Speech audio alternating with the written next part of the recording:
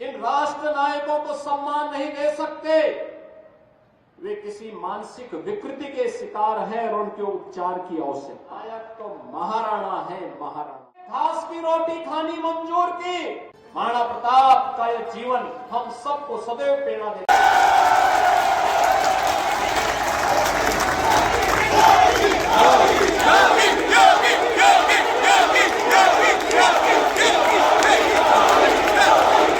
आप सबकी भावनाएं बता रही हैं कि माननीय मुख्यमंत्री महोदय के सानिध्य ने आप में एक अलग ऊर्जा का संचार किया।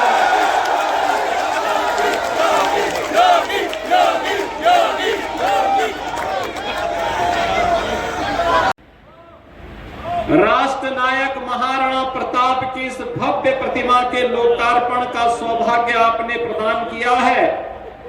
मैं आयोजन समिति के साथ साथ माननीय विधायक जी का, माननीय सांसद जी का, क्षेत्रीय अध्यक्ष जी का और इस आयोजन समिति के माननीय अध्यक्ष और अन्य पदाधिकारियों का, एनटीपीसी परिवार का भी हृदय से आभार व्यक्त करते हुए आप सबको मैं हृदय से अभिनंदन करते हुए आपको बधाई देता हूं। राष्ट्र नायकों को सम्मान नहीं दे सकते, वे किसी मानसिक विकृति के शिकार हैं और उनके उपचार की आवश्यकता। नायक तो महाराणा है, महाराणा। घास की रोटी खानी मंजूर की।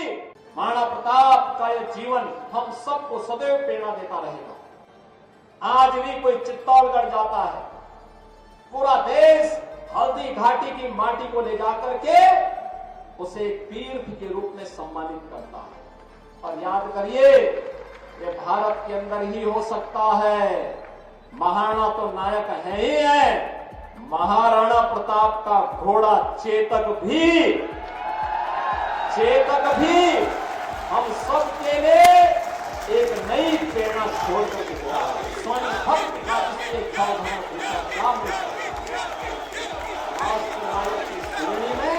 आप सबकी भावनाएं बता रही हैं कि माननीय मुख्यमंत्री महोदय के सानिध्य ने आप में एक अलग ऊर्जा का संचार किया। भारत माता के लिए समर्पित था।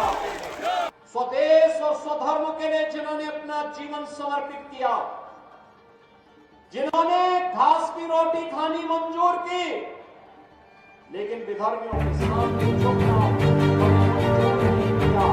और राष्ट्र नायकों के छत्रपति शिवाजी महाराज का नाम आता है, गुरु गोविंद सिंह जी महाराज का नाम आता है। बहनों और भाइयों, स्वतंत्र भारत में राष्ट्र नायकों का आदर्श हम सब की एक प्रेरणा है और वही प्रेरणा के बल पर हम लोग कुछ कर पाते हैं। और इसीलिए हम कहना चाहते हैं, बहनों और भाइयों, इन राष्ट्र नायकों का सम्मान हर हाल में होना चाहिए। जो लोग इन राष्ट्र नायकों को सम्मान नहीं दे सकते, वे किसी मानसिक विकृति के शिकार हैं और उनके उपचार की आवश्यकता है।